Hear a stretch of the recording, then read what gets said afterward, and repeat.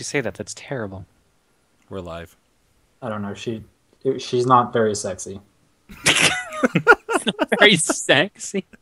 John, I understand you went to a red, white, and blue swap meet. Red.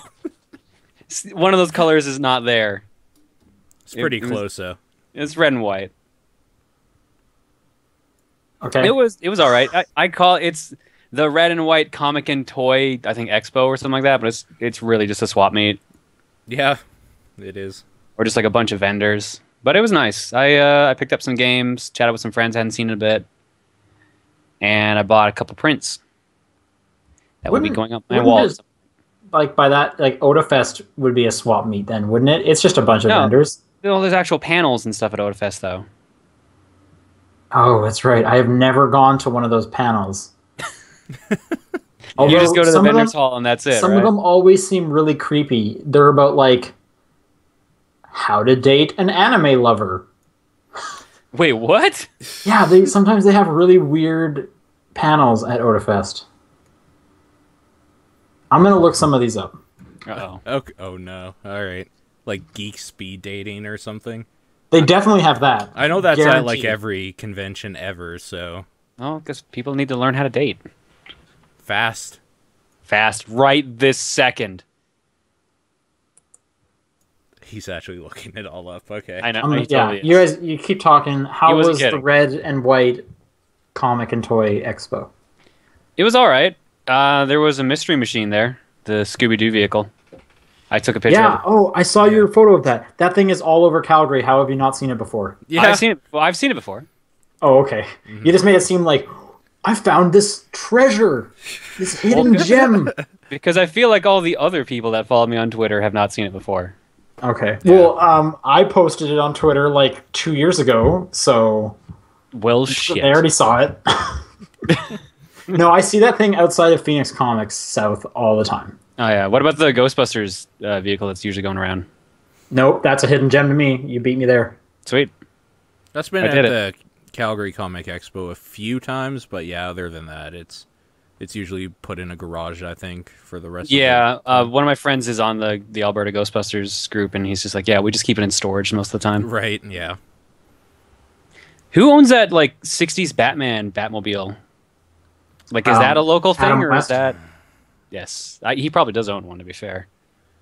Like, I think they busted that out when Adam West was here, right? Yeah, but I think it was there the year before as well. It might have been. It was there this year, I'm pretty sure. Or was that the DeLorean this year? Was that both? It was the DeLorean for sure. I don't know if it was both, though. Yeah. Either way, cars. Meh. I can't find, like, the schedule. No. I'm glad you're at least still trying, though. Well, like, this joke would get so much funnier if I could find the schedule. Maybe because it's, like, right in the middle of not having an OdaFest. Could be. Yeah, because Aurora's coming up in, like, a month, so... Oh, well, why don't they... Yeah, maybe they don't have a schedule for that yet. Yeah, no, they don't usually release the schedule till like a week before the convention. All right, we'll come back to this, and then it'll be hilarious. 2 weeks from now. Oh man, I'm gonna save up some laughter for that. Good, get ready. So, did you get any toys while you were there? That's kind of the point of that Red White Expo. Usually, I get something like I don't know if the camera's even got it in shot. The Lost in Space robot. No, the Lost in Space robot. Okay. Is that Kirby new? What? Is the Kirby new? No. Okay. Kirby's always been there. I know. I'm just... What'd you get? A robot? Oh, yeah, the robot next to the... right there where my finger is pointing. The Lost in Space robot. It talks and everything. Remember? Or you probably wouldn't remember. I used to play with it during the podcast. Your video is so small on my screen, it looks like a cucumber. All right, well, I picked up a cucumber last time I went to the Toy Expo. Face. Actually, you know, I picked up 2 this week. It was like 2 for $3 at Safeway. Sweet. Does your cucumber talk? No. Mine doesn't either, apparently. There we go. There it is. Okay. You just press the buttons on its nipples, and then it talks. My sensors indicate an intruder is present. I don't know anything about this robot. Listen to that whirring of the mechanical parts inside. Jeez. Oh man, I believe one of the modes is like sensor mode or something like that. So if I roll it up on my desk here, it's supposed to just like roll along and talk, but it doesn't always work. It's an old toy, and by old I mean 97. Cool. That's it. Did you get any comic books? No. Although do they have like special guests there, or what, like? Yes. Yeah, who was there? They have a number of artists, but like no one that stood out to me, so I didn't like pay note. Okay. Sorry. I usually just go there, walk in, chat with my friends, grab a couple of things, and leave. Because it's a short thing. It's like from 10 to 5 or something like that. Just on one of the days or both? Oh, just one day. Short. Yeah. Mm-hmm. So that's why I don't really call it an expo, more of a swap meet, because it's just like you walk in, you see like a million booths selling like comics, toys, a couple game booths, and just like little knickknacks, and then that's about it. I did pick up actually some pins. Okay. Oh man, when I was on that Odafest site, there's pin trading. Ooh, that's a big thing everywhere now, apparently. Yeah, that's true. I always see that with PAX. One of you guys might have heard of this group, Chinook Crafts. Nope. They do like the little nerdy stuff. So I've got like a question mark block, glass pin. Cool. Oh, you mean the company that does nerdy stuff? Yes, I know. I've narrowed it down for you. Yeah. I got a Cactar pin. Very nice. All right. Is that from Pokemon? Yep. Yes. I've got a Knuckles pin. That one's from Pokemon. Yeah, definitely. And I've got a Professor Layton hidden coin. Oh my gosh, that's awesome. That's pretty good. Yep. That one's so much better than the last two. Last three. Hey, I like that Knuckles pin, man. Coin block's pretty cool looking too. Paul, the coin block was literally the worst one. It's glass, yo. Is it glass? All right. That's awesome. Anything else you want to talk about? No. Just picked up a bunch of random games as always. They'll probably pop up on a stream at some point. Do you want to say what games? Or are they a surprise? Okay. Well, if you're all out of good topics to talk about, I guess we'll do the podcast. Wow. Someone's catty today. Holy crap. This is the Top Down Perspective on September 18th. Mm-hmm. Yep. Middle of the month. I'm Sean Booker. I'm joined by Paul Fleck. Hi. And John Wheeler. Yo. I almost called you Proton John because that's your name on Skype. Wow. And because Paul also started with a P, so it just kind of went together. Some alliteration. Yeah, exactly. Paul, what have you been playing? Oh, man. Okay. A new MMO came out. Well, kind of. It came out years ago, actually, in Korea. Oh, man, did you play Destiny? I haven't played Destiny. I don't have a way to play Destiny. I thought we talked about that. I have to wait until it comes to PC. Well, you could hook up your 360, but... Oh, like I have a way to play it, but I don't have a real way to play it. Yeah. Yeah, exactly. I could play the gimped version. Right, exactly. But, no, I started playing Arcade, which is a Korean MMO that was released a few years ago that only just this week came out in the Americas and in the EU.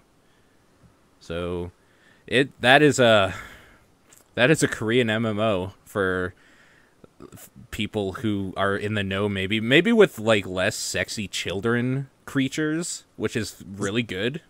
Is that what Korea is? Is that the Korea influence? Yeah, there was an MMO for online. What was it? Terra Online? Oh, now I know what you're talking about. I think that was the last big one that was like the Korean MMO sort of thing, and there was a race that was basically just like sexy children. It was weird and gross. But anyways, there's a lack of that. There's just like normal type people looking in this game and cat people for whatever reason, but hot cat people, yeah. But yeah, no, I've been playing that a bit, and I really like it. It has its own personality, and it kind of steals a lot of things from other MMOs, but it's weirdly convoluted in the way that World of Warcraft used to be before they streamlined everything to be like player friendly, and there's kind of a weird nostalgia for me with that, where it's like you have to do all these different things or like combinations to just do basic stuff. It was, I don't know, it's weird. It's a weird nostalgia thing where it's like, and that's good. It's unnecessarily complicated. It's not necessarily good, but it feels like home to me, maybe. I don't know. There's something about just like filling up your bar with a bunch of random shit you shouldn't need to that makes me feel pretty good. But yeah, it plays really fluidly. It has long queue lines, which is the biggest problem ever. Like, I think I'm still in a queue right now from 4 hours ago, waiting to join. To do, like, just to join a server or to, like, get a raid? To join my server. Wait, you're trying to join a game right now? No, I've been trying to since 5 o'clock in the evening here. My time. Yes. Yeah. So if Paul just stops, like, streaming everything, then we'll know he finally got on the server. Yeah, I'm just wondering, like, I can barely get this going, and you're like, I'm just going to try joining a game while this is going. Yeah, no, it's been really bad, but since I actually paid for, like, it was a Kickstarter sort of thing, and I paid... This was a Kickstarter Korean MMO? That was already out for years? Yes. Yes. So I this paid, is the problem like, with Kickstarter. I paid one of the founder pack prices or whatever, and since #Gamergate. It's a... Yeah, really. It's a free-to-play MMO. But since, like, you can buy a patron status every month, and that gets you preferential treatment for the queues and stuff. So a friend of mine actually spent 11 hours yesterday waiting in a queue. Like, she actually left it running, went and had dinner, cleaned up her house, hung out with her boyfriend, watched a movie, then came back, and it was almost So wait, ready. you're telling me she had, like, a wonderful, enriching day? Yeah, while waiting for as this opposed to MMO. Sitting on her computer playing an MMO Yeah, by no. herself. Yeah, no. It sounds like the greatest thing. But then I was talking to her today, actually, and she was just like, no, I bought patron status, so it cuts that down now. Because, like, the queue times are ridiculous. I had a great time with my boyfriend. We watched a movie. I had a good dinner, and it sucked. I'm going to make sure that doesn't happen again. Right. So it actually does, like, change the wait time quite a bit. It usually takes about 1 to 2 hours if you pay, sort of thing. So is this game flat out? Status, Yeah. Like, how much does it cost to even buy into this game then? Like, right off the bat? Just flat out free? Right off the bat, free if you want to, but you'll be probably spending 12 hours waiting to get into it. Right, yeah. If you pay nothing, it's double middle finger. If you're paying a bit, it's only one middle finger. Sure. Let's go with that. Yeah, that seems weird to kind of pay for an optimized experience in a way. No, No, that makes sense. Yeah. That's how life works. Yeah, okay, so, like, usually you pay for, like, better gear, stuff like that, not for, like, less loading. That's a little strange. It's because they don't have a whole lot of servers. Like, where WoW probably had, like, 50, they have, I think, 8. Sort of thing. Well, it's the same thing if, like, you go to a sports game. If you pay better, you're going to get in, like, and there's better seats. Yeah, you're going to get closer to the action. Yeah, no, it's true. And if they only have a set number of people that they can allow in, it's going to be like, hey, give me a bit more, grease the wheels, I'll get you in there. Yeah, but you're still paying to still wait in a queue to join. John, vote with your money and don't play it. All right. Why do you hate Korea? He doesn't need to pay money to play it. I also don't like MMOs, so... Yeah, John, why do you hate Korea? Because I don't like MMOs, obviously. That's the answer. That's obviously why. #Gamergate. Oh, Jesus Christ. Really? Really, Sean? Twice. I can't help it. You guys just keep hitting all the topics. Jesus Christ. Anyway, so yeah, Arcade, I'm enjoying it quite a bit. I kind of like it because it's like a big open world sandbox type MMO. Like, you can build houses, you can steal from other people and kill them. Like, you can kind of do whatever you want. It's kind of cool, but it's maybe unnecessarily complicated. I like how they do the class system where you can choose between 3 skill trees to combine together to make one class instead of just choosing a class and then, like, what your specialization is. So, like, for example, in another MMO, you might choose, like, a knight or warrior class and then say, like, one of the skill trees is, like, a berserker one, and another one will be, like, a defender one, and another one might be, I don't know, some weird, like, hybrid of the two or something.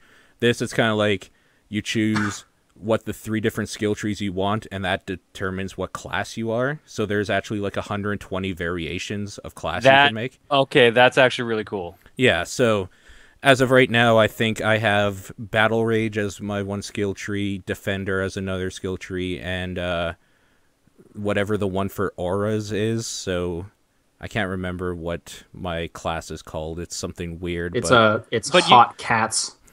Hotcats.com. But you can theoretically be like spell fencers and shit. Everyone right? move over to hotcats.com / top-down perspective for the after show. Jesus Christ. Sorry, John, were you saying something? So you could theoretically be stuff like a spell fencer or a magician, like tank, stuff like that. A magician. I just I just imagine this guy. I want to be a really buff magician. That's what I want. Yeah. Magic tank. So the skill sets you can choose from are Battle Rage, Sorcery, Archery, Vitalism, Occultism, Shadowplay, Defense, Auramancy, Witchcraft, and Songcraft. So you can put those, any one of those together. Starcraft, yeah, that's a definitely. The Warcraft singing class. warrior. You could be a singing warrior, yeah. Minecraft. I'm trying to... Craft dinner. Craft dinner!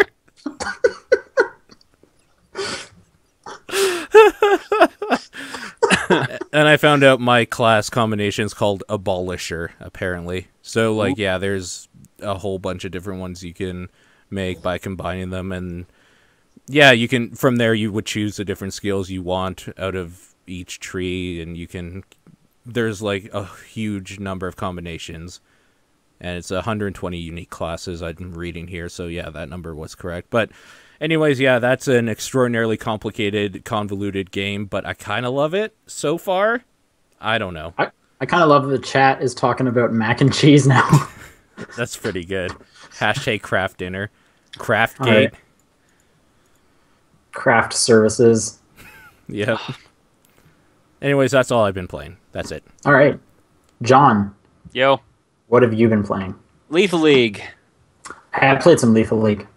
What'd you think? I'm not very good at it, or you can just button mash, kind of. You're not very good at it. I won my games online. Okay. There you go. Was it one-on-one or free-for-all? One-on-one. Okay. Who'd you play as? Everyone. That's the right answer. I just tried each person. Like, all right, here's the tactic. Just jump and run towards the ball and hit the attack button as fast as you can, over and over and over again. And then usually you'll win. That's how I did it. What was the fastest you got the ball to? I know I got the achievement for 100. Whatever the units are. I don't know what the units are. It goes up to 1 million, so... I saw... Yeah, I looked at the other achievements, and I was like, wow, because I thought it was already going pretty fast. But I don't like the alligator, because he's slow, but his special's really cool. They're all the same speed. No, he felt slow. Like, he moved slow. I thought he did, at least. I'm pretty sure they all move the same speed, roughly. I haven't sat down and, like, thought about it, so... Okay, maybe, I don't know. I thought he felt slow. Maybe I'm crazy. I like his special attack, though. The putting the ball in his mouth? Yeah, and then just shooting it out wherever you want. It's pretty solid, actually. So, was there any other characters that you really liked? No one really stuck out. Like, again, I'm not very good at it. I didn't spend enough time with it, so they all just kind of seem the same to me. I did briefly look up like what the differences were, and they're way too in-depth for the differences and stuff. So I was just like, I'm not reading this. This would take forever. All right, fair enough. Did you try the single player at all? Like the challenge mode? No, I didn't even see that. I saw... It's weird. It's buried under extras. What? That's like okay, that's probably why I didn't see it. That's because the first option is just like play against bots. Right? Yeah. Like the list is like online versus extra options. Okay. I should try some challenge mode. What are the challenges like? It's basically like classic mode in Smash Brothers. So it's like, all right, your character versus Raptor, like the baseball like arcade. Yeah, it's basically arcade mode. You get like 2 continues, and you have to just go through the whole game. Okay. Does it do like the fighting game thing of when you win, you get a short bio about the person? No. Now that I think about it, you don't really get anything for winning besides the achievement. Okay. My favorite stage, I didn't play all the stages, but there's this one that has some kind of vehicle in the background, and the music is awesome. The best track. That is the best track in the game, in my opinion. The music is so good. Is so good. Now, the whole soundtrack's available on their website, and apparently that song is from another game. Oh, what game? Zombies or something like that. Zombies game? Yeah, it says Zombies. Corporate Lifeline Simulator? I've got it open here now. Corporate Lifestyle Simulator. Zombies. Okay. It's weird because it's not a game that studio made. Because they've only made one other game, and it's like Megaton Punch or something like that. Okay. I don't know any of these games, so... Yeah, they're all like small like fighting type games, but they're good. I still enjoy Lethal League. I finally beat the challenge mode the other day. I didn't experience any lag, which was cool, but I couldn't tell if that was just like a host advantage or just maybe the person on the other end was getting horrible lag because of me, and I was just lucking out. And maybe that's why I won. Were you in the player 1 slot? Yes. Okay, then yeah, you would have been hosting. So I couldn't tell if it was just, wow, no lag, or if I was just seeing the best side and there was a guy across the world just screaming at me. So I understand lots of people play Candyman. Candyman's pretty good. Candyman's, right. Yeah, super shot's kind of tricky. Yeah, it's fucking weird. That's for sure. Just goes through the wall, pops out the other side. Sometimes playing Candyman, I'm not even expecting it to do that, so whatever. No, I think my favorite character is still Switch, the skateboarding robot. Okay, why do you like him? Teach me. His super is one of the better ones. Basically, no matter what the ball speed is, if you double jump when you've got your meter full, you'll do a kickflip, and if it catches the ball, it'll like hold on to it for a split second and then change the direction randomly. So you don't have to hit it; you just have to jump into it. Yeah. Oh, that's cool. You still got to hit it with the skateboard, so but it's like the bottom half of your body. As long as the bottom half of your body touches the ball while you're doing the kickflip, he yells like switch flip, and then the ball suddenly just starts going in whatever direction you were holding. So it's a good way to counter people like instantly. Right. Yeah. I don't know. It's fun. The online's still solid. There's some random hiccups. We didn't have the best of luck when we streamed it and we tried to play online. We had a couple rounds, but too much downtime for getting a match set up for my liking for on a stream. Sure. Okay. Other than that, I played 100% Orange Juice. Game's so good. Oh man. It's fun. It's so aggravating at the exact same time. It's just like the most Japanese Mario Party. That's what that is. It really is. Yeah. Even though Mario Party sounds great. Japanese. So it's basically just the board game aspect of Mario Party without the mini games. Except there's kind of mini games because like you fight enemies and like other players. Yeah, they're like little random battles instead of mini games, I guess. Yeah. It's more like Mario Party meets Dokapon. If you ever played Dokapon. Yeah, it is actually like Dokapon for sure. So the idea is that you need to get to level 6 to win, and you level up by getting either a certain amount of stars or a certain amount of kills, or as they call them, wins. So you could get 1 win by fighting the random enemies on the board, 2 wins by killing another player, and 3 wins by killing the boss. But like when you get wins, you also steal stars from people. If you kill a player, you get half their stars. Obviously, if you get killed, you lose half. Enemies on the board, they pile up any stars that they steal from anyone they kill, and then like you get all that when you kill them. There's all these like random cards you deal out. Before a game starts, you put in 10 cards into your hand, and you submit it to the deck.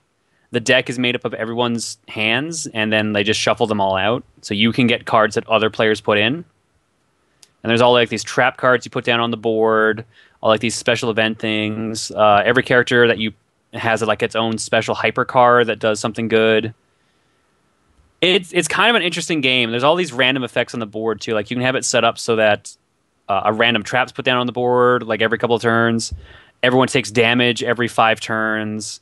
A bunch of random enemies appear every couple of turns, stuff like that.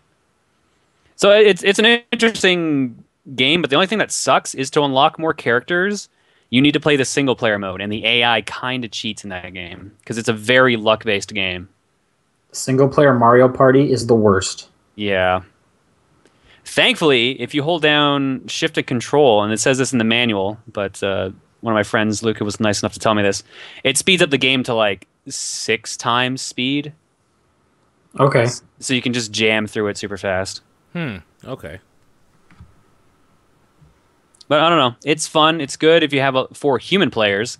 It can still be aggravating at times because you'll be like set up to win, and then something will happen right before you get to your home base, and then you have to like start from scratch essentially. Well, a boss will punch all the stars out of you. Is what will happen. That too. A boss, or like a random event, or like someone used their superpower and killed you, or you rolled a 1 when you attack someone, but then they rolled an 8 when they attack you.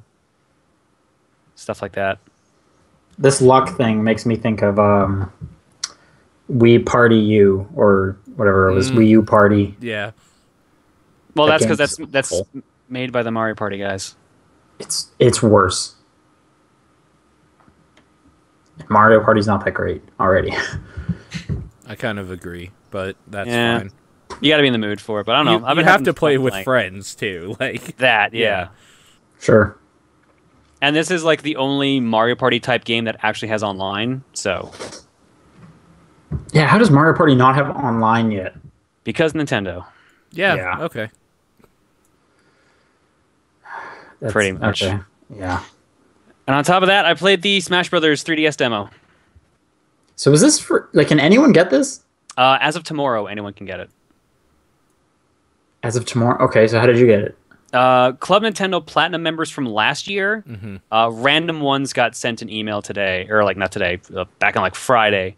So if you had Club Nintendo status, had registered a 3DS, and were set to receive emails from Nintendo, it would show up in your inbox. Oh, okay. What a good use of a demo. Keep in mind, this is just a timed early demo. So Club Nintendo Platinum members get the demo a week early, then everyone else gets the demo tomorrow. Just, isn't the point of the demo to, like, help sell your game? Yeah, but it's Smash Brothers. So get that demo out to everyone. Nintendo doesn't need help to sell anything. It's Smash Brothers. They really don't. I'm with Paul. Nintendo needs all the help it can get. That's not at all what I said. I thought I said Nintendo doesn't need help to sell anything. I thought you were being sarcastic. Were you not? No, I wasn't. Of course they do. They're like losing right now. They're so not in a good spot. No, they're losing because they come up with systems that are gimmicky, but their games still sell crazy. Haven't they sold more systems than Xbox Ones? Or really? I don't know. I guess we'll find out in a bit. I believe they're actually second place currently this generation.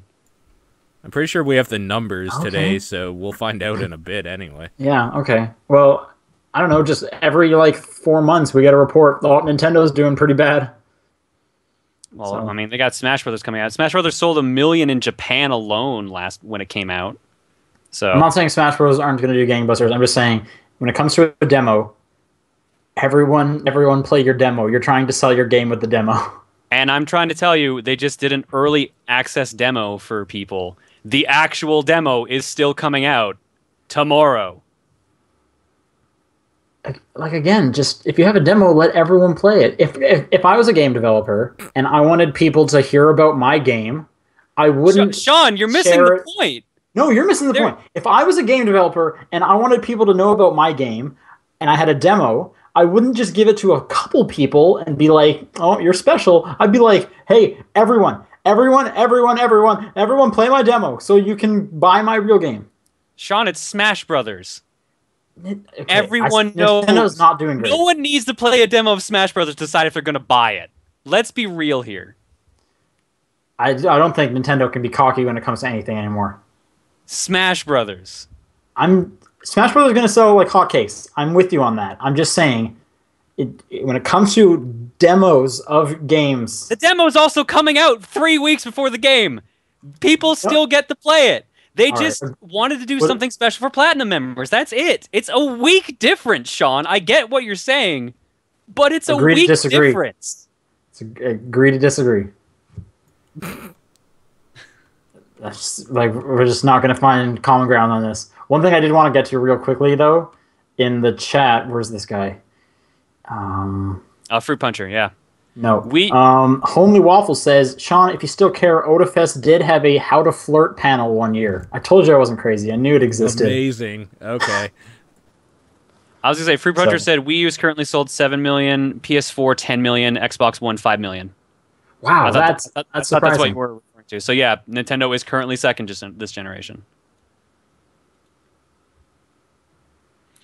But yeah, Smash Brothers demo. You play as 5 characters. You can only play versus mode against AI, and if other people have the demo, against people. But there's no online in the demo, and the only mode is literally 2-minute matches of Smash.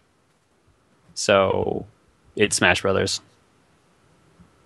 Yeah, everyone's getting Smash Brothers. So yeah, see, yeah. I really feel like they really didn't need to put out the demo, but I mean. Get hype. Yeah, I'm sure they didn't need to, for sure. My problem is all the modes I want to play and all the characters I want to play are not available in the demo, so I have no interest in the demo, really. They're trying to hide it from you. Well, here's the funny thing, like, it's all the menus of the actual game, but, like, they gray out everything you can't access, but you can still see what's there, so, like... Yeah, they gotta tease you. Yeah, so like, oh, there's the online mode, which I can't access. There's the single-player minigames I can't access. There's classic mode I can't access. There's all the characters. I gotta get... Yeah, look at all the stuff I'm gonna get when I buy the game. Yeah, I know, that makes sense. That's actual, like, designing a demo, but... I already knew I was gonna get Smash Brothers, so... Okay, well, you didn't have to play the demo, like... I know. Okay. They gave it to me for free a week early, so why not? So is it fun? Are you super excited? Are you more excited now? The only thing I'm iffy about is playing it on the 3DS because it doesn't feel the same as playing it on like a proper controller and or on a TV. Did you break your circle pad? No, not yet. I saw photos of that. So I'm pretty sure the people who did that were probably going crazy because I saw some people broke their circle pads on Animal Crossing of all things. Okay. What? How would you do that? There are pictures out there. Kotaku did an article, I believe, where it was just like, here's a bunch of broken people playing 3DS, like Smash Brothers. They're having so much fun, they can't contain their grip. They gotta grip this system harder. It's a little weird doing smash attacks. I found myself doing more tilts than smashes, and that was weird to get used to, but I'm sure once I play it enough, once it comes out, it'll be fine. What's a tilt? A tilt attack is when you're just kind of holding a direction on the stick and do an attack. And then a smash attack is... No. A smash is when you, like, mash the stick and hit the attack button. So, you know, are like... they different attacks? Yes. Okay. Yeah, each character has a tilt attack and a smash attack for each direction. All right. Okay, cool. Yeah. Everyone's going to buy Smash Bros. Or I guess we'll talk about Smash Bros. In the future. Did you play anything else? No, that's it. Cool. So I already talked about Lethal League. I've been playing a bunch of Layton Wright. You seem to be getting into it too. You keep going on Twitter and be like, "This is getting so good now." And I'm actually really glad to hear that. First off, John, you said you heard bad things. I'm worried because I don't want it to get bad, but so far I haven't found anything bad. All right, that makes me feel good hearing that. There's so many cool things happening in this game. Like, I don't know if it's because I was so bummed out with the Layton from earlier this year, and this is kind of hitting things properly. Like, big difference. First off, one of my problems with Azeran Legacy was just the whole you're traveling all over the world, so there was no sense of place. There was no sense of like one core mystery. Kind of, you kept doing all these little like side jobs. Like, you go to a new area and then you got to solve the mystery in that area. Then you go to a different area and then you solve the completely different mystery in that one. This one, it's like a central mystery. You're in one town.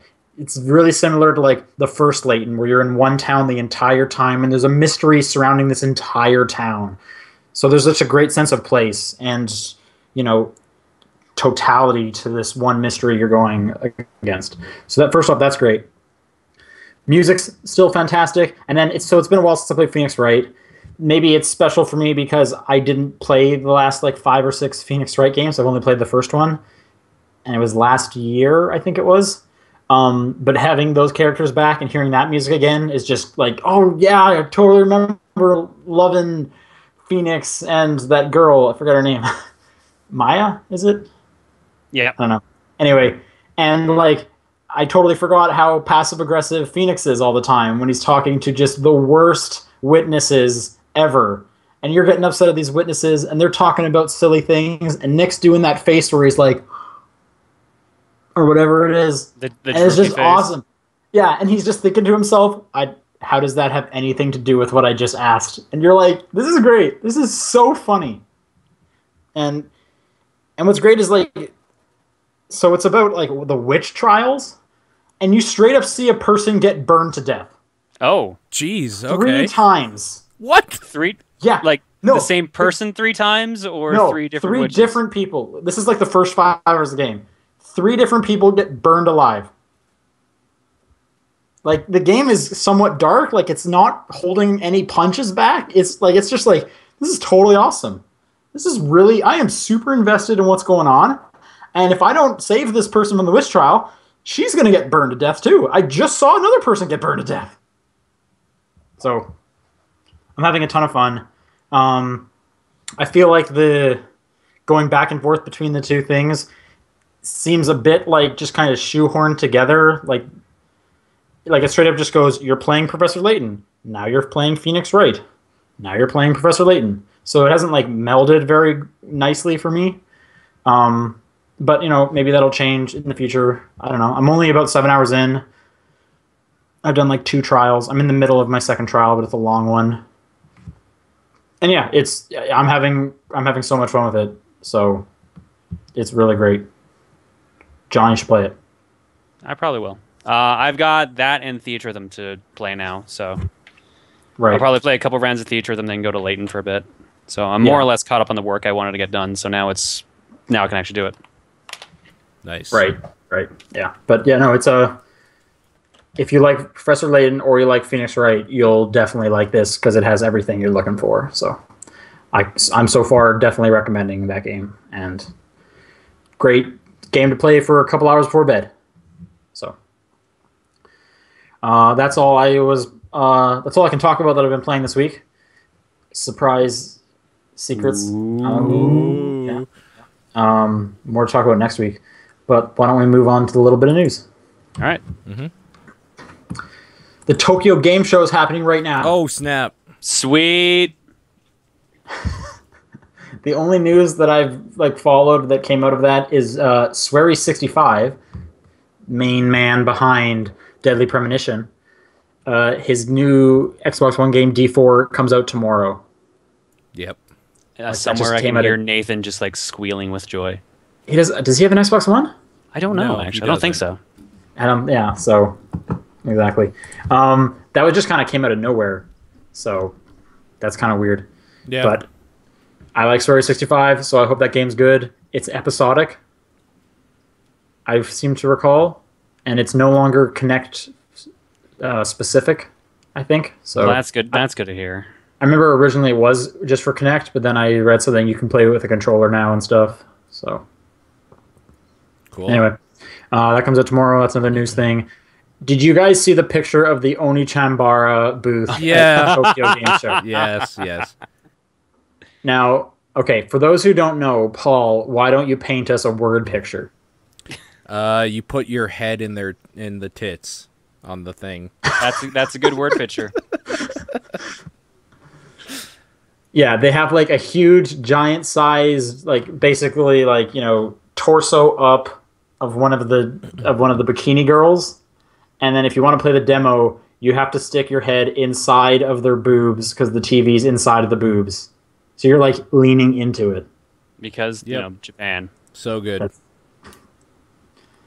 That's oh my gosh, that is so crazy. You know what the sad thing is? I wouldn't be surprised if we saw that exact same thing at E3 if that game ever makes it stateside. I hope not. I don't know, man. It's just what's so bizarre is like every week I'm seeing like more and more articles about like, hey, like feminism. yeah, we should like empower women in the video game industry. And like then this happens, and this is like the worst thing. I'm seeing if I can find a picture of the booth for the stream, but yeah, it's. I know I retweeted one earlier. I don't know if that'll help. Okay, you find that'll something. help me. Yeah, probably. Yeah, earlier today. So. So dumb. Yeah, it's like it's almost like magical in just how far they went with this. Yeah, magical might be the word. Sure. Like, is that the word we're going to use for this? Sure. It can't be any worse than any other word I'd use, I guess. True. All right. Honestly, I haven't been following Tokyo Game Show. There we go. That much. There it is. There you go, stream. Okay. That's what it is right there. God, it's so fucking stupid. But it's almost like it's amazing how stupid it is. Like it's a cultural thing. They don't really. I'm just so surprised how far they went that way. Like, it's almost like they were just like, "Hey, we can one up you," and it's like no one's asking you to one up us. Anyway, yeah, I haven't been following much of TGS. I don't know if there's any other big news. Final Fantasy 15 had a. Oh, there was a new trailer. That's right. It's really nice looking graphically. Dude.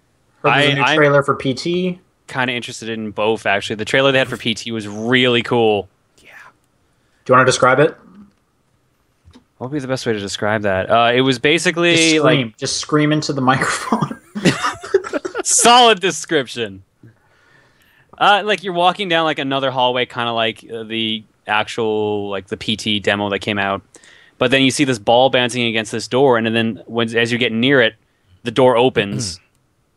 And then the ball rolls in, and it turns into a head. And it's Hideo Kojima. I don't think it was actually. But like then like Metal Gear, a bug comes out of like the mouth of the head, and then like bugs start coming out of the wall and trying to grab you. So you run down, or I guess casually walk down the hallway rather. And then you find like this ghost like crying, and then a giant arm comes in and like grabs them and starts chasing you. So you run down this hallway that's like morphing and stuff like that, and you watch this door slam into the wall from like one end of the hallway to another, and then the door opens into another room, and like you're being chased by the giant arm. You walk down, and then it's just like Silent Hills just comes on screen. People are saying, "Oh yeah, there was a Metal Gear Solid 5 trailer. Final Fantasy 13 is coming to PC for $15. The other, all 3 of the 13 games are coming to PC. Yeah, the following 2 are coming in spring. Thanks for the help, chat. Yeah, it just seems like a lot of like here's trailers for games that are already announced, kind of. Sure. Yeah, that's what I was noticing. But hey, the big news that happened in the last week, we talked about the rumors on the last episode, but Microsoft officially bought Minecraft for $2.5 billion. Yep. And Notch has left. As well as the other 2 company founders. Notch somehow gets richer. What I thought was really interesting is Microsoft said in their statement that they plan to break even by like January 2016. No, was June it January? 2016. I thought it was June. Yeah. June. Sorry. So June in 2016. like 9 months. No, 2016. They will, I'm sure. Oh, 16? I thought it was 15. No, 16. Okay, then never mind. Which yeah. should just go to show you how much money Marcus already had from Minecraft. If Microsoft is so confident that $2.5 billion is like a drop in the bucket of what they will make in the future. He was always one of the top bids for charity events that he participated in, so I'm sure the dude had money. Yeah. So he, in Notch's like kind of letter saying goodbye and whatnot, it just kind of sounded like a man who was tired. Sure. Like he just wanted like some privacy. Yeah. And he said he's going to go back to just doing like small things, Lindum Dare, or however you pronounce it. Luminadare or something. Yeah. Okay. Anyways, small game jams. And he says like, if anything I make gets that big again, I'm just going to leave it immediately. No, Sean, I went through that article. It actually does say June 30th, 2015 is when they're expecting to break even. So it is next year. Oh, I could have sworn it was 2016. It says right at the bottom. All right.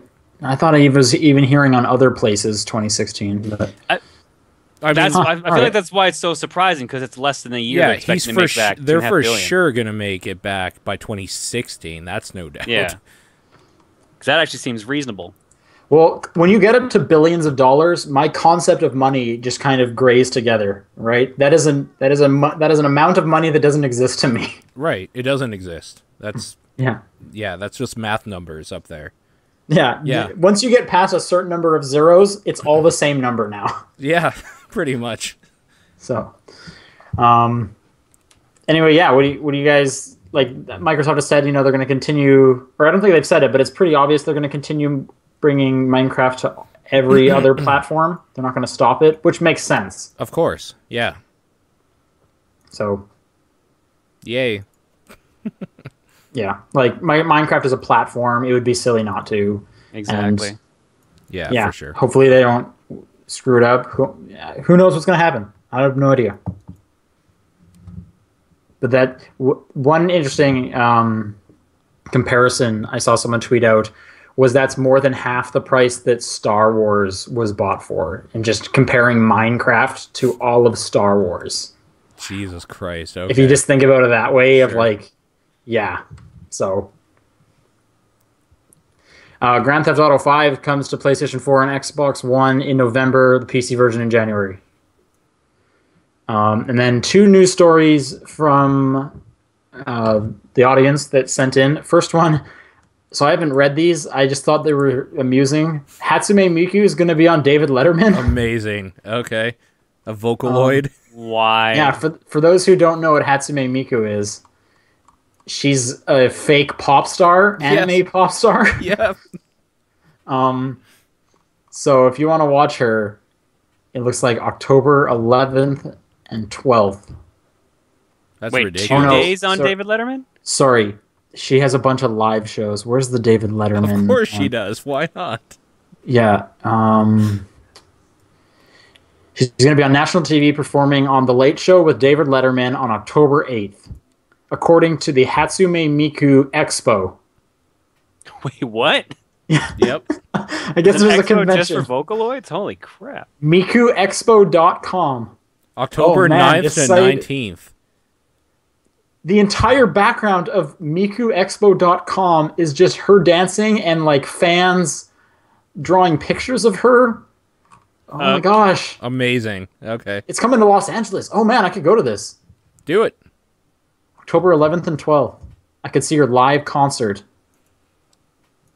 You sound really excited about this. I wonder how much tickets are. Let's look what's up. Please actually go and report back to us. That would be great. It would be pretty good. Oh, actually. The prices are only somewhere between $55 and $125. That's it? Shiza. That's actually not bad for a concert. Yeah, that's terrible for a fake person. This person isn't real. To be fair, I would go pay to see the Gorillas. I was about to say the Gorillas probably would be even more than that. Yeah. I'm not Gorillas going would probably to Los start Angeles at 80 to watch Hatsune Miku. That's fair. There was a guy on the train this week playing Hatsune Miku on his Vita, and then he stopped playing it, and then he turned Hatsune Miku on his iPhone on and listened to it for the rest of the train ride. It's so good. And the last bit of news story, this is also pretty funny. The Mario and Luigi Dream Team Miiverse apparently had a bug in it a while back that was patched. Yeah. But if you didn't get the bug, so if you don't have version 1.1, you can somehow upload images from the web browser to it. So I guess that community is just full of cleavage pics now? No, here's the funny thing. I read an article about what people were posting. It was all like clean pictures. It was like Disney's Cory in the house. No, like I'm looking at the article and they're saying, Cory in the house picture is here, but I specifically retweeted one of just like model lady, and I can't remember what the caption was. 100% like Eva Longoria or something like that? No, it was Kate Upton. Yeah, this 100% more Kate Upton. Yeah, the comment was, this community now has 100% more Kate Upton in it. I'm going to find that tweet and retweet it. There it is. Anyway, I thought that was just pretty funny. The internet's weird. Yes, it is. All right. Let's go into all of these questions now. Oh man, email time. Email questions. We got a lot. Let's go through this. Okay. topdownperspective@gmail.com is the email address. You can also tweet at us your questions at TDP Podcast or through Facebook. Just search Top Down Perspective. All right. Let's rotate through. I'll take the first one. This one comes from I didn't get his name. Nice. Great. Got off to a good start. Okay. You guys read the second one. I'm going to get this guy's name because that would be rude. All right, Paul, you want to take it or me? The second one? Okay. Yeah. To the three of you, are there any particular... I think they meant chillin'. Oh, like completely? Yeah, just go to the second person because I want to get the name. Second person, sure. Okay, well then John should take this because it starts with him. All right. This one comes to us from Chillin'. John, what other ideas from this blog post did you plan to do? And I have to click the blog post. Yeah, me too. Oh, this is great. The name of the person from the first one was Sean.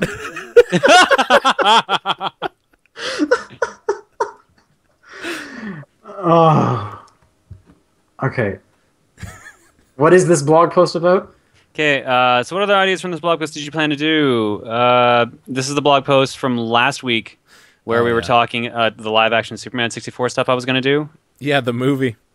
Yeah. I remember you telling me about that in person and just being like, this is dumb enough it could work. I know, that's why it was such a good idea, because it was so dumb. It would have been B-movie at best. Yeah, for sure. And that's like what I would have wanted. I have no idea, because this is 4 years ago. I want to try something different. I'm just reading this here. It says, toying with some new ideas lately to publish after Superman, some non-LP ideas. Heaven forbid I shake up or annoy subs of putting up something that is an LP or involving gameplay. Last Speed Gamers ad was enough of that, but I want to do something different on top of the usual. Oh, the You Should Play in a Void series. That was one of them. Oh, okay. So that was something that's been planned for years, but I finally had an outlet for that when I got asked to review those XBLA games. Cool. So yeah, game reviews and stuff like that, that's something I'd planned for quite a while, but I just couldn't find a format I liked. And the live-action movie, some weird like live-action stuff had come to mind, but I never did it because I don't have a good enough camera. Yeah. And it would all be side projects anyway, so... There's more to that question, by the way. Oh yeah, no, a lot more. What was this where the idea of the You Should Play in a Void series came from? Yes, it was. Or cookie streaming? No, that didn't come till years later. Or the beginning of the Runaway Guys. This was close to when that happened, but this predates it. That post predates it. Also, would you ever consider a joke game review of a really stupid game like, say, Bad Rats? Oh, fucking game. Jesus. Probably at some point I'll do a joke review.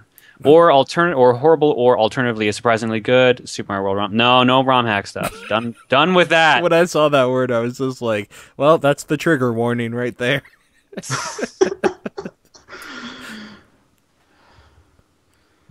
All right. And the rest, you want to keep reading this? Yeah, because that was for Sean. Or not. Sean, I know you, John, and Nathan were all buddies in Calgary before you all moved to different cities. And in Nathan's case, different focus on a different hobby. But I was curious to know if there was anything else to say and what stuff you guys got up to back in the day. Whether it was you... What? Whenever it was you were the closest. Oh, closet together. No, closest.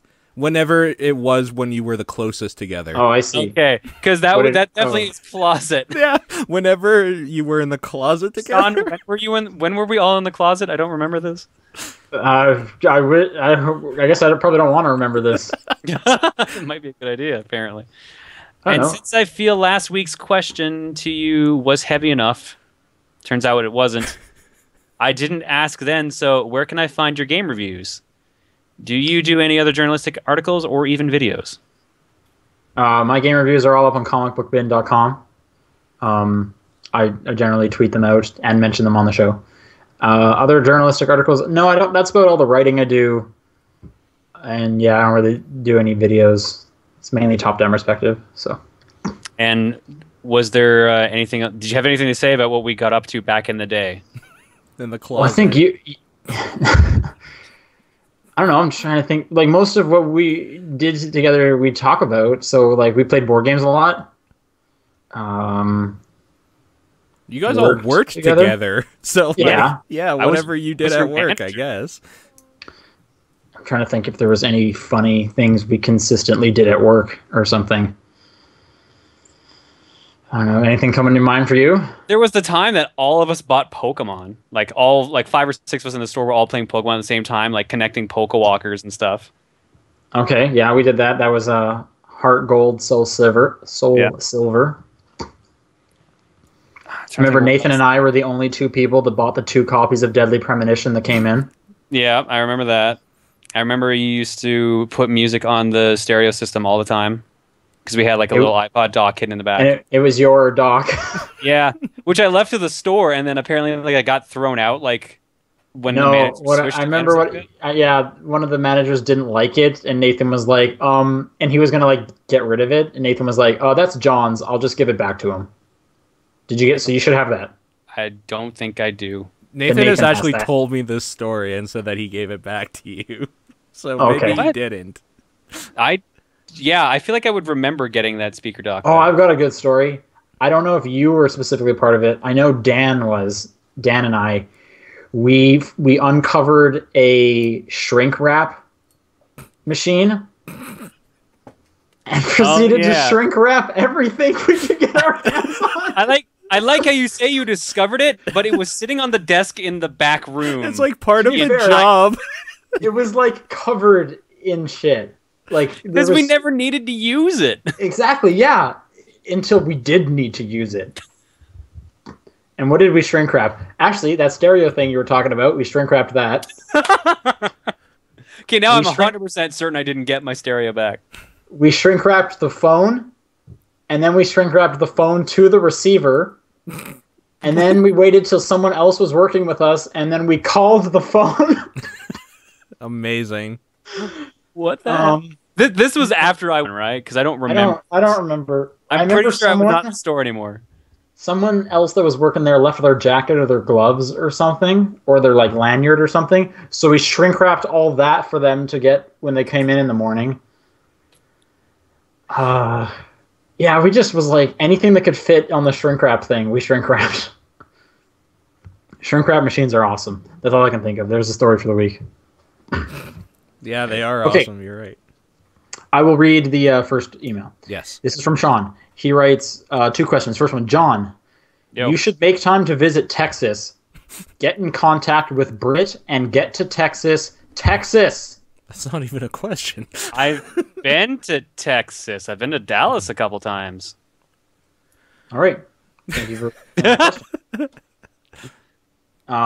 question 2. To the 3 of us, are there any particular games in your backlog that you really, really want to get to? John, this is your favorite question.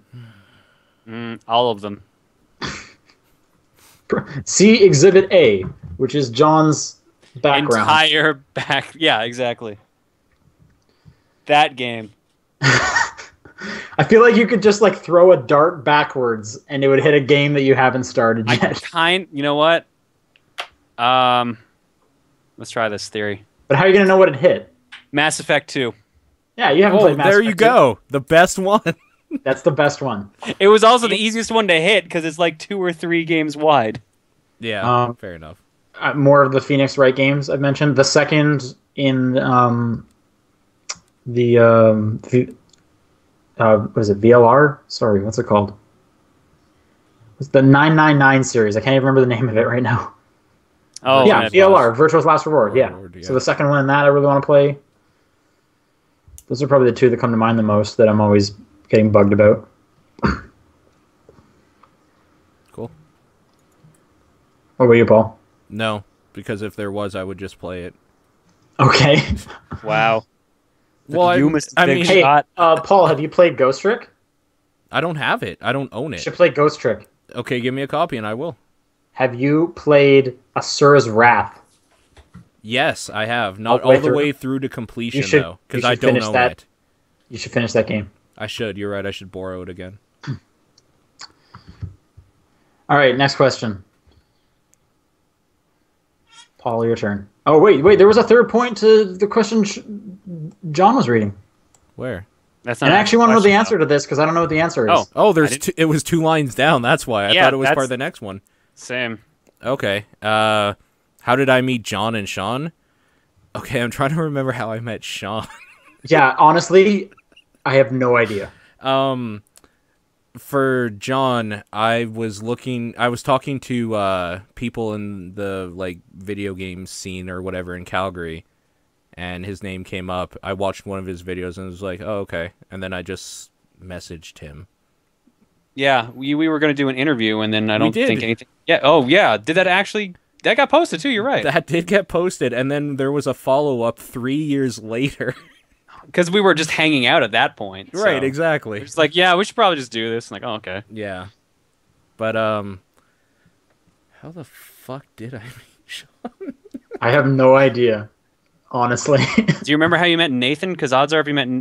No, I think you met Nathan and Sean at the store. Did you come to the store? Yeah, because I remember the first time I met Paul in person was when we went to that Muse concert. Yeah, but and you came into the store. Working. Those two weren't working that night. Thought Nathan was. I don't believe so. But the way I met Nathan is I listened to Top Down Perspective, this hot new podcast on the internet back in January of 2011. It'll catch on someday. Or whatever the hell it was. And I was just like, all right, this video game podcast guy talks way too much about movies to not just talk about movies with me. So I emailed him and we just started doing a podcast together.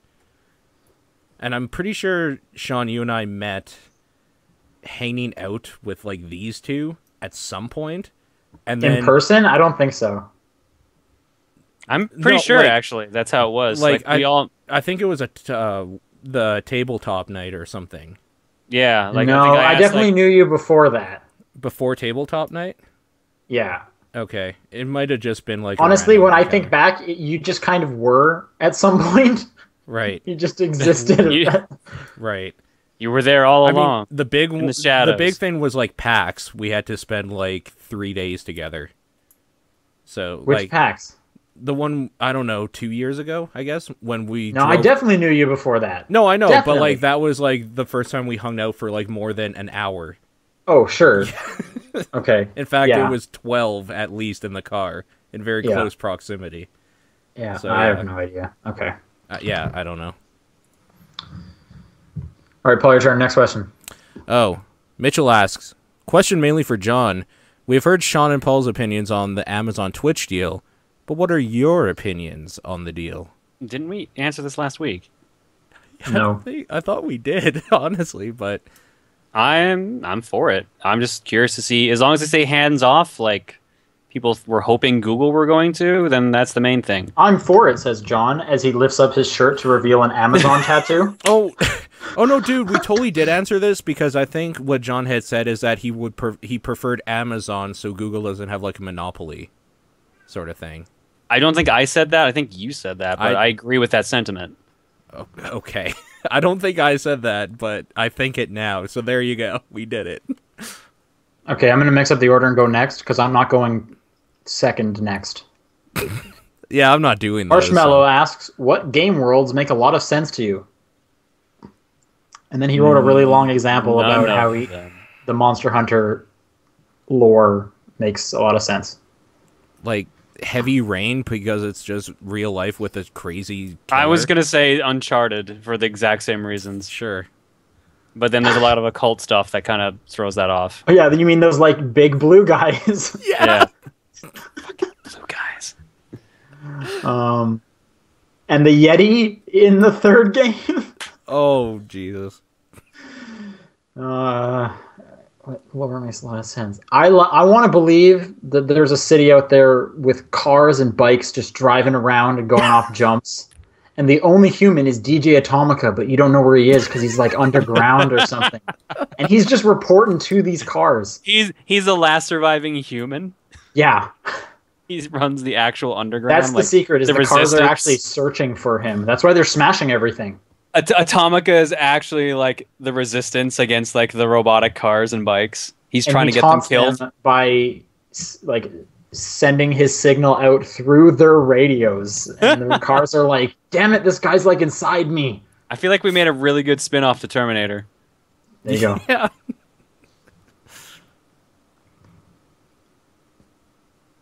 Oh, Doimus says Nathan actually said that Monopoly thing. What? There's no way he would have said that. You guys didn't talk about that last week on Pixel Response? No, because we didn't do one last week. Well, then never mind then. I don't know. I don't know. Whatever. I'm 3D Horror says Driver San Francisco is super realistic. That the story in that is surprisingly like interesting and bizarre, and that game's so good. Yeah, that's right. And I have a feeling the next one is me. Yeah, that's all you. Jon. Yeah, all right. Matt sent in the NPD numbers for the last month, so this would have been for, I guess this is August. I don't see... That was the last month. Yep. I did it. I remember Paul how just the calendar leaves. worked. Bye, Paul. I'll miss you. I'm just gonna... Yeah, see ya. Oh my god, guys. Okay. PS4, 190,000 systems were sold in August. Xbox One, 160,000. 3DS, 91,000. Wii U, 59,000. 360, 49.6 thousand. PS3, 27.2 thousand. Wii, 13.6 thousand consoles still sold in August. Vita, less than 6,000. No love for Vita. No. All right, the attach ratios. So how many games were bought with these systems? Wii U, 3.4 games. Xbox One, 3.23. Keep in mind, like, it's an actual ratio. So if people only buy 1 game or 0 games, it throws off the number. So this is the average amount. So I'm just like, okay. It makes sense. Xbox One, 3.23, and PS4, 2.88 worth of games were bought when the system was how many people are getting a new system and not getting a game with it? But in terms of the Wii U, they definitely are getting a game. It could be cases of people buying the console as a gift for someone and someone else is getting the game, or like they bought it in a separate transaction. This only counts same transactions. No, I understand that. I just...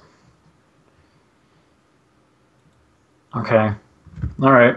All right. Game sales from August. Madden sold more than 1.1 million, unsurprisingly. PlayStation 4 outsold the Xbox One for Madden, including bundles. 35% for PS4, 27% for the Xbox One, 22% for the 360, and 16% for the PS3. Madden bundles accounted for 41,000 copies of games sold. And here's where it gets tricky. I have no idea what this means. Professor Layton versus Ace Attorney. Oh, and then there's a sad face. Matt, I just copy and pasted it, so I'm assuming there's no numbers for it. I have no idea. I just copy and pasted it, so all right. The Last of Us, I assume this is remastered edition, sold 157,000 copies in August. Grand Theft Auto 5 sold more than Mario Kart 8. That's insane. Mario Kart 8 sold 66,000. It doesn't even say what Grand Theft Auto 5 sold. Just more than that. Yeah. Tales of Xillia 2 sold 43,000 copies. Ultra Street Fighter 4 sold less than 22,000 copies. Diablo 3 sold less than 400,000 copies. 39% of those were PS4, 28% were Xbox One, 19% were 360, 14% were PS3. And then there's an actual question from Matt as well. With Smash Bros. Coming out in a couple weeks, any idea which newcomer you'll play first? I think I'm going to play a lot of Shulk. Wii Fit Trainer. Little Mac. Or, yeah, because I have to unlock the other one I want to play. Oh, actually, I'm really interested in Robin. Paul? Are you getting it, Paul? Probably not, Paul? But I'm going to say Mega Man because I like Mega Man. So he's not very good in that demo, though. I don't care, Jon. I don't care anymore.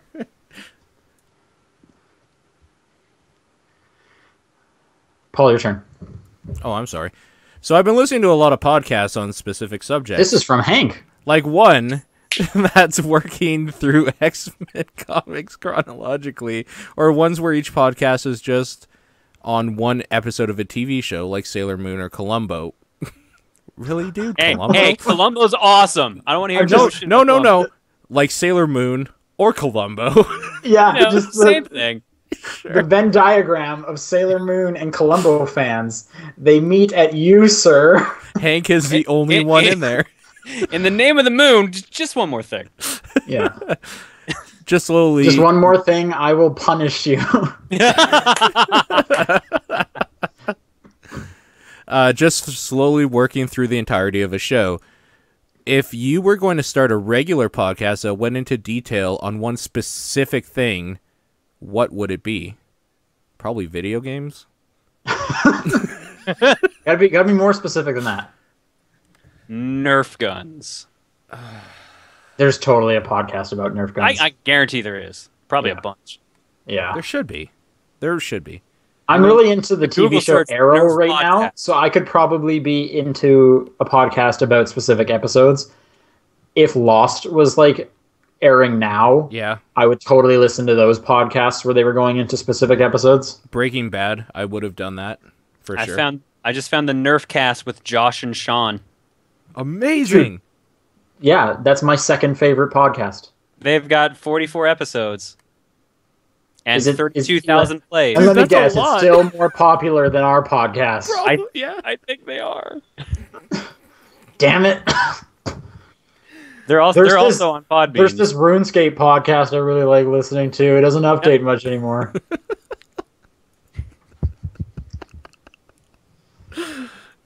What about you, John? I was half serious with the Nerf guns, actually. Oh, right. Sorry, I forgot to mention there. Okay. All right, Thomas writes in, thanks for the Crypt of the Necrodancer recommendation. It's awesome and I love it. And then he gives us a tip, which I didn't know about these ones. This is great. So, by the way, if you don't know what to do with your bombs, you can always use them on the shop walls and get free 50 gold. Yep, that's true. You blow them up because they're made out of gold. Thanks. Yeah, so you can blow them up. I knew you could break them somehow. I just didn't know how to do it exactly. But also, if you get the red dragon to kill the shopkeeper with fire, you get a crown and all the stuff in the shop is free. What? I didn't know that either, and that's amazing. That seems like it would be hard to orchestrate, though. Yeah, because you basically need to, like, shepherd this dragon into this guy's shop. Can you imagine the guy's just jolly old man singing along with this pumping music, and then you just come dancing in, followed by this angry dragon. Dude, that would be the best part, because he, like, for people that haven't played or seen it, the shopkeepers will sing to the music and be like, oh, or whatever. It's just like, I just at least he'll go out doing what he loved. Yes. Selling things and singing to great tunes. Right, exactly. And then he says, all right, it's not exactly an unusual preview, but what do you think about the Scottish independence referendum? Holy shit, that's a heady topic for a video. The results are to be announced in just a few hours, and I was wondering what a trio of Canadians think about the whole thing, especially since Quebec has tried to do something similar in the past. I'm curious to see what's going to happen. So, for those who don't know, Scotland is trying to separate. Much like in Canada, we had a province, Quebec, try to separate. Yeah. I was wondering, I never thought about this before, but when that whole Quebec thing was going on, John, were you still in Newfoundland? Yes. Okay, how would that, like, was there talk there about, like, oh man, this is gonna, like, fuck us so bad, or anything like that?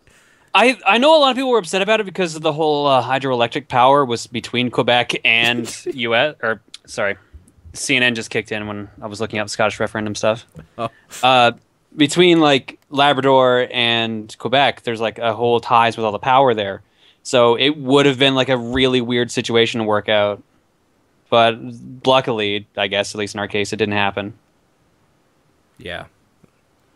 And also, I just looked up the results, or at least that are currently being reported for the whole independence thing. Right now, it is roughly 56% no, 44% yes.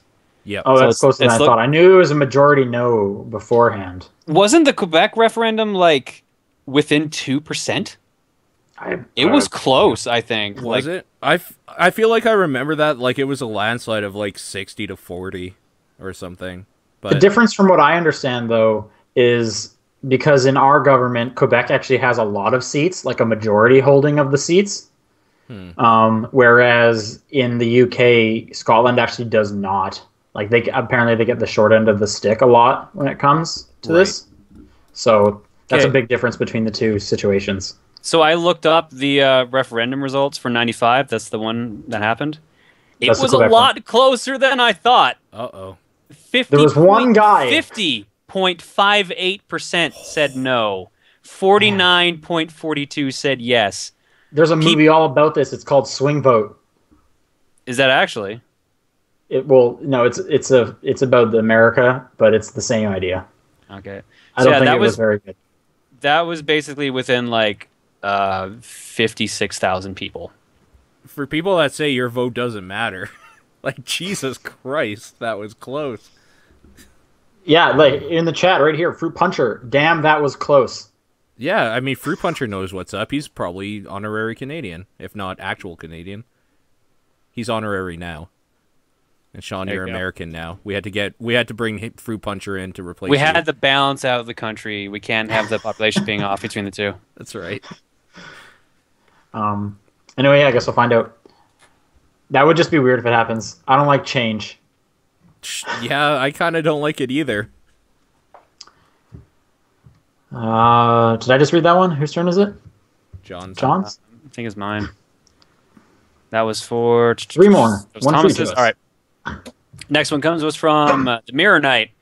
Hi, guys. Have you heard of the unreleased game of Mario Spikers? If so, what do you think about it? I haven't. Okay, so this was going around... I saw this today. Is it a volleyball game? Yes.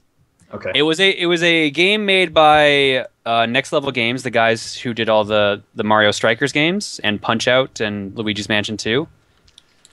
When they did like the reveal trailer, did it say Mario Strikers, but then the T and the R like formed together to make a P? No. Because there's no reveal trailer because Nintendo shut down the idea during development. Okay.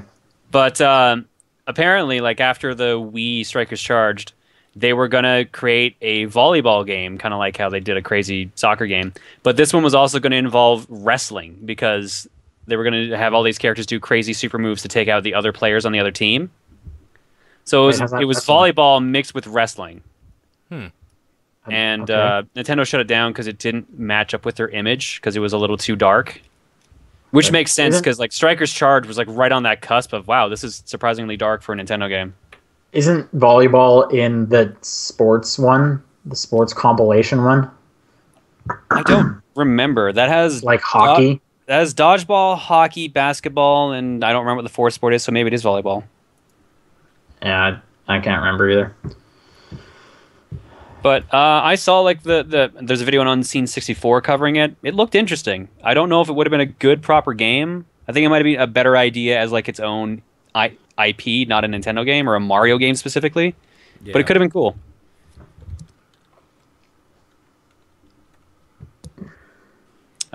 Second, you guys have any thoughts on it? I didn't even know about it. Yeah, so I didn't either. I don't like most of the Mario sports games, so whatever. All right. Second question from... The chat is saying yes, Sports Mix has volleyball. Okay, cool. Yeah, I don't actually own that game, so... Whoa. I know. Wow. Second question from Mirror Knight. Have you guys seen videos of the Nintendo Super Smash Club for Canada? I haven't a few times. Okay. So Future Shop and Nintendo of Canada are running a promotion where in these certain locations you can actually like join this Smash Brothers Club for like competition and prizes. Like there'll be a big bunch of kiosks set up and you can just play against other people in tournaments and stuff like that. They're like in movie theaters and like big malls and stuff like that around Canada. Problem is it's only in like 4 towns. Oh, can I guess them? Yeah. Vancouver. Good guess. Toronto. Good guess. Montreal. Good guess. Okay. I could go a couple places with this. Ottawa. Close. Quebec City. Nope. Toronto again. Yes, you did it. I believe it's Mississauga. What? Yeah. Okay. My next guess was going to be Victoria. So the idea is that there's also like these small events put in feature shops as well. Here, Did you sign up for this? I brought up the listings. Downtown Toronto, Mississauga, Vancouver, Montreal. Those are like the big main events. Okay. And there's smaller additional events run in 4 feature shops. One in Vancouver, one in Montreal, one in Toronto, and one in Edmonton. Are you going to sign up for the Edmonton one? Probably not, because it's like November 1st, and it takes place time-wise probably like 6 p.m. to like 9. So if I did that, I'd have to spend the night in Edmonton. Yeah, you don't want to be in Edmonton at night, I'll tell you.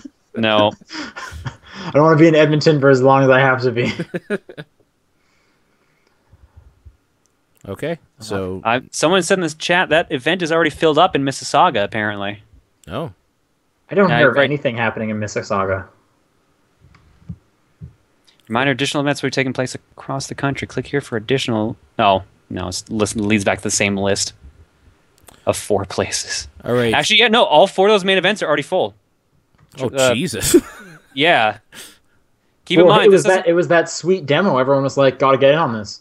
Keep in mind, this doesn't happen till like the earliest 18th of October and the latest the 8th of November. So a month. Those are for the main events. Yeah, at least a month. Okay. Is this the Wii U version at least? It doesn't say. I think it's great. Both. So it could just be the game everyone already bought. Actually, no. It says specifically 3DS. Okay. Well, Tentative event battle on Smash Brothers for 3DS against some of the biggest Smash Brothers fans in Canada. Everyone who attends will receive a Super Smash Club item plus a chance to win additional prizes on site. Bring your 3DS on site to battle and Street Pass with other fans. You must register to attend one of the main events. Blah, blah, blah. And tickets are free. Maybe it's an amiibo. That would be kind of cool, actually. Yeah. But I think that's before amiibos are being officially released. Maybe it's a pin. But like a funky pin. It's probably another towel, like they had at PAX. Great. Hey, nerds need towels, man. Oh, tell me about it. All right, Hannah writes, not sure if anyone's played it, but thoughts on Devil May Cry 3 PC version? I actually bought and downloaded that. I will be able to tell you next week. It's a piece of shit. Great. Unless it's patched. I believe originally when that came out, back when it was just like in a proper like you could buy it in stores PC case. Yeah. It crashed after the first cutscene played. Great. Apparently it's just a buggy piece of shit. Cool. I loved special edition on PS2 so much. I played through it twice. Once as Dante and once as Virgil. Wow. And I never do that. Nice. I really like Devil May Cry 3. It's really good. Special edition. It is the best Devil May Cry. It's the only Devil May Cry I've finished. It's funny because it's actually the hardest. Oh, no, you played Special Edition. Never mind. Special Edition, yeah. Yeah. Okay. Last question from Michael for the win. Sonic Boom Rise of Lyric is coming out 1 week early in NA. Oh, sweet. Opinions on early releases for games that aren't accidental. Good? Like, why would that be bad? Yeah. I don't know. Okay. Like, didn't Shadow of Mordor also get pushed up? Or am I thinking Dragon Age 3? Not 3. Inquisition. You guys are converting me.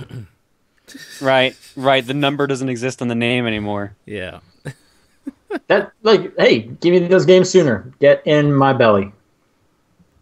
Hyrule Warriors is getting 4 paid DLC packs, and a season pass is $20 plus Darkling costume. Do you guys think Nintendo should continue this trend of good DLC packs for their new games, or ease off a bit?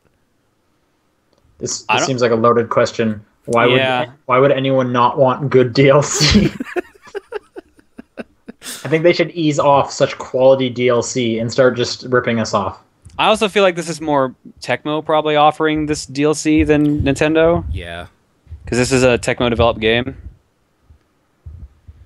But kind of interesting season pass. Like, Nintendo's like the only one doing it. And everyone else kind of stopped. Yeah. But Nintendo so far seems to be like, actually get the idea of a season pass. It's like, oh yeah, no, we'll do a bit here, and then you'll get another bit later. And the chat is telling me it was Shadow of Mordor that moved up. Okay. Cool. I don't know. Like this one, I'm a little more iffy on than the Mario Kart one because we're getting more content than we usually ever get in a Mario Kart game. Here, it's based on that. I assume the DLC packs are just costumes. If it's more than that, like I could see it being characters. If it's characters and missions and stuff like that, then yeah, never mind. That's great. I'm totally down for that. Well, I don't know. It's a Dynasty Warriors game, so how new can those missions be? That's true, but I know that like they were talking about DLC before when they were like the game was still in production, and they were like, okay, here's the Ocarina of Time pack for costumes. Here is the Twilight Princess pack of costumes. Here is the Skyward Sword pack of costumes. So that's what I assumed were the 4 DLC packs. If it's actual like more content than just that, I'm totally down for that. Is there a Wind Waker pack? That would also be really cool. That would. I don't know how they would do that, but that'd be great. Oh, the chat is saying confirmed scenarios. So well then yeah, no, that's for $20. Here's another environment where you can hit the same 100 guys at the same time. I guess my only thing is that like the game only has like 12 characters otherwise, so that's a lot of characters. At the same time, I've heard people say that the game's probably a bit rushed from coming out, so that makes more sense. You say 12 characters is a lot, but keep in mind, Dynasty Warriors usually comes with like 40, 30. Well, my like journey into this is from Zelda, which playable characters is like 1, maybe 2 sometimes. So, yeah. Another person is saying Hyrule Warriors characters free September 30th. 3 new playable characters: Sia, Volga, and Wizro. I don't know who that is. Master Quest pack, October 16th. New weapon, scenario, adventure map, and 2 costumes. Okay, the adventure map I heard was actually one of the cooler features of this game. It's basically you're playing through the original Legend of Zelda, but each like panel of the game is like a challenge room. Is it top down? Yes. Is it 2D? Yes. Whoa, that's the actual map, but then like it loads into like a challenge room for like proper Hyrule Warriors 3D. But I don't know, it seems playing a 2D game. No, but it's both. You're also navigating around this Zelda map, finding challenges and meeting characters. Okay. But then it's also like the 3D Dynasty Warriors combat. I still don't know what to think about that game. Yeah. All right, that's going to do it for this week. People want to write in questions. No, it's not actually. Oh, yeah! I legitimately forgot about this. Amazing. I know, you guys both seem like you forgot. So, a couple weeks ago, you guys might remember, I think it was Paul, or maybe both of you, threw out the idea of actually mailing in physical mail for questions. It took 2 weeks to get here, but here we are. But, yeah. 2 people sent in actual physical letters. That's so great. Who are the people? I don't know their actual usernames. They're on the letters, but I have Andrew and Hank. One was labeled Proton John. The other was labeled John in Canada. Yes. Dude, it showed up. All right. I'll read the John in Canada one first. Oh, that paper crunching. Typed out. This is beautiful. Paul kept bringing up the P.O. Box / snail mail option of questions, so here I am. Once again, this is from Andrew because I don't have an actual username written on here. I finally started playing Persona 3 FES, and it's really good, and I am looking forward to playing the rest of the series, but unfortunately I'm going to have to get a PSP or PS Vita to play the older ones later. So have you ever bought a system just for one or a small amount of games? Every Nintendo system. Kind of.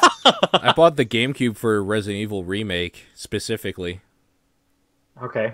I do that with like weird obscure consoles. Like I've got like 4 WonderSwan games over there. 5. I was gonna say, when it came to the WonderSwan specifically, I was like, that's a weird console. I don't care if I get any games for this thing. I want a WonderSwan. I don't know. I've bought consoles and not had like the games for them for a while. Like I picked up, or actually, I'll put it the other way around. I've bought games for consoles I know I'd eventually get. Like I had Twilight Princess before I had a Wii. I had Metal Gear Solid 4 before I had a PS3.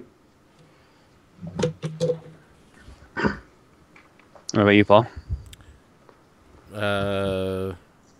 Just like the Nintendo stuff, I guess. There's never been a case where I was like, that game's coming out, I need the system now, because I kind of end up just getting the system right away nowadays. Yeah, I usually wait till there's at least like 3 games that catch my interest, and then I'll pick it up. At least for new systems, because I know eventually there'll be actual things worth it later.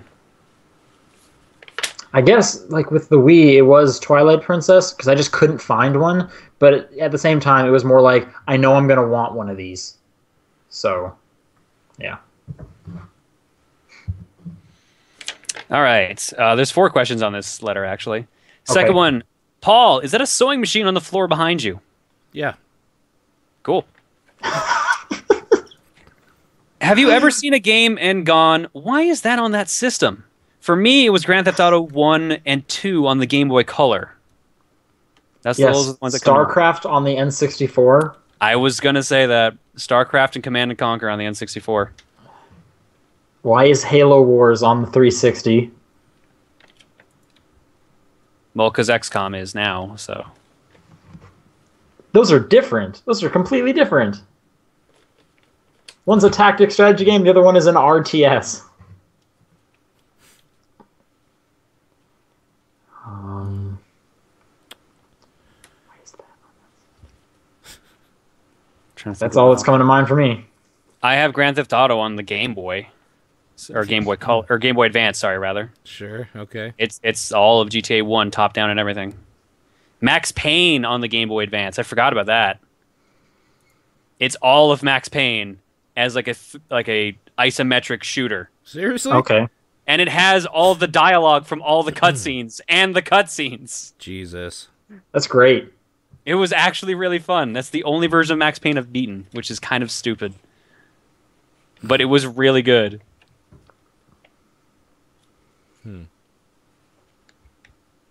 I was just thinking of that system seller question again, because someone mentioned the Vita. And there has still not been a game on the Vita where I've been like, yeah, the Vita. It's just been like, I want a Vita because it's game console, and I guess I'll play some games on it. All right, so this is the 4th question. All right. What do you think about MMOs that make you pay a subscription fee and a full price for the game? It seems to me they should do one or the other, but not both. I'm fine with it. Why are you fine with it? Because so much fucking content goes into an MMO that the $15 a month is like to keep. If the problem is when you're paying like a $15 a month thing and then their servers are still garbage or something, like as they have to keep that everything stable, and they have to pay people for support, they have to pay people for IT stuff, they have to pay people to do the maintenance on the servers every couple days. Like, I understand the basic business of it, and it's fine. If you don't want to do it, then don't. I feel like people probably more complain about having to pay full price for the game than the subscription fee. I think that's really the only thing that would bug me, but I mean, World of Warcraft in its heyday was like, oh, you only pay like $20 for the main thing? It's like, oh, that's not a big deal. And then the subscriptions. So if it's a low amount, then I don't think it's a big deal either. Yeah, I mean, they have those battle chests now where it's like, if you want to get into WoW, you can get, like, the expansion will still be, like, the $40 to $60 or whatever, like, for whichever version you want. But you could get the first, like, 3 expansions in the base game for, like, $20 or something, because you need it, first of all, to play it, and they understand that you, like, since you have to buy each one, they're not probably going to charge you the $60 for each one like they would if it was a brand new thing. So I think they've gotten better about that, because there was a time where it's just like, oh no, you need these other 2 expansions and they're still $40, and that was gross. But they've gotten better about that for sure, I think. Yeah, all right. The second letter I've got here is from I Am 3D Homer. And this one's actually handwritten, unlike the other one, which was typed. Nice. The other one that was typed, they're both fine. Had a lovely little tiny picture of 18-year-old Jon on it as well. Like just a little shot of my head. Dear top-down perspective podcasters. What does 18-year-old Jon look like? It's me with like a baseball cap and really short hair. Okay. And practically the same pair of glasses. Okay. Dear top-down perspective podcasters, I hope you are doing well. I have 2 questions for you. Number 1. What is your favorite troll? What? Yeah. I was gonna say Shrek. Then I realized he's an ogre, so I guess I will say that little doll with the really long hair. Phil Fish. Oh, the troll dolls. Yeah. Both answers are acceptable.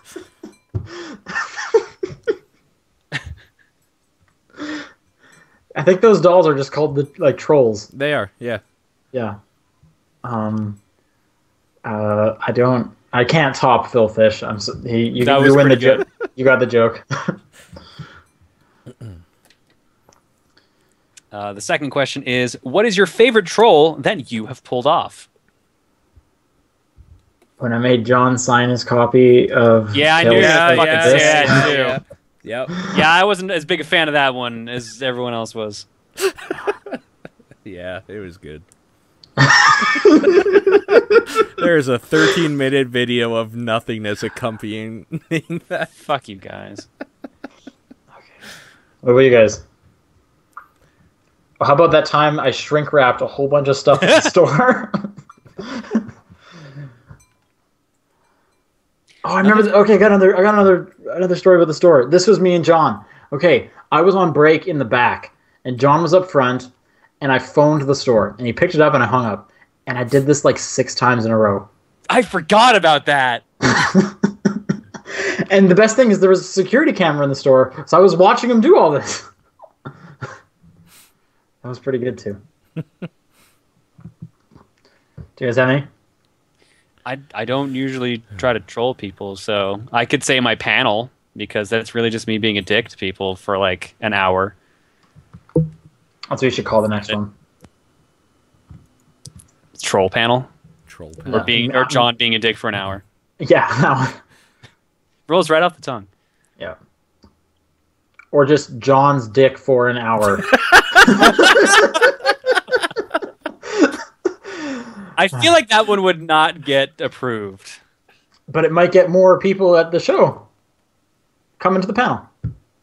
Paul, do you have any? Nope. No, like not. Yeah, no. I'll just say no. Okay. All right. Is that it for questions then? Yep. The end of the letter says, "Thank you for your time. Love the podcast. Keep up the good work." Great. Thanks for writing in, everyone. Thanks for actually writing in. What's your guys' games of the week? Arcade. Lethal League. Layton Wright. Nice. So good. Oh, so good. And once again, John, you have to play Crypt of the Necrodancer. All right. Every week. Roundabout today, so I might be playing that. Ooh. Yes, I installed it. Thank you. Sean, when was the last time you bought a game on Steam? Risk of Rain. Yeah, and that's because you had to be able to play with Nathan. Yeah. Otherwise, I was using Nathan's copy, but he was going to play with us, so I had to buy it. Hey, there's genuinely been times where it's like, I'm going to buy this, and then John buys it right before me, and it's like, well, I tried. You tried? I tried. Oh, you thought about it. That's not trying at all. I was about to, and then I checked the activity just to be safe, and you bought it already. All right, thanks for everyone for listening. We'll be back next week. See you guys later. Bye.